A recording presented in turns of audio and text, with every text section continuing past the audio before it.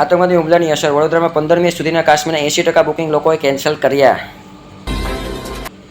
હિન્દુઓને target કરાયા, આતંકવાદીઓને સબક શીખવાડો, પીઓકેનું ભારતમાં વિલય કરો, પહલગામ હુમલા પર બોલ્યા બાબા રામદેવ. વડોદરા શહેરમાં પોલીસ પરવાનગી વિના રાજકીય કાર્યક્રમો કરનારા સામે પોલીસ ફરિયાદ કરવા રજૂઆત. અમે ડરી ગયા છીએ, ઘરે કેવી રીતે જઈશું? પહલગામ હુમલા બાદ શ્રીનગરમાં ફસાયા રાજકોટના મુસાફરો.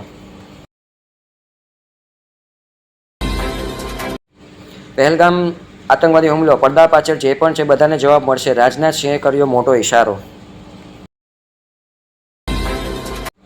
જામનગરના કારખાનામાં કામ કરતા કારીગરોનું કરતૂત, 9 મહિનામાં કટકે કટકે 10.65 લાખના માલ સામાનની ચોરી. ગુજરાતમાં ક્લિનિકલ ટ્રાયલનો 1000 કરોડનો કાળો કારોબાર, ગરીબ દર્દી બેરોજગાર, યુવાઓ ફાર્મા કંપનીના નિશાને.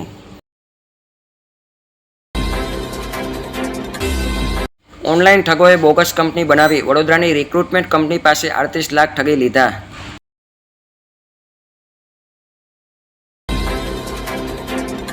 વડોદરાના વારસિયામાં જૂનું ભિક્ષુગૃહ તોડીને 20.95 કરોડનું નવું ભિક્ષુગૃહ બનાવવાના પ્રોજેક્ટમાં વિલંબ.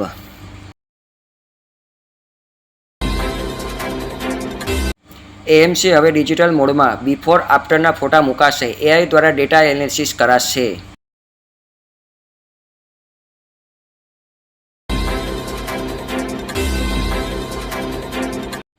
વડોદરાના કપુરાઈ વાઘોડિયા માર્ગ ઉપર બિનવારસી કન્ટેનરમાંથી ₹10 લાખનો દારૂ ઝડપાયો.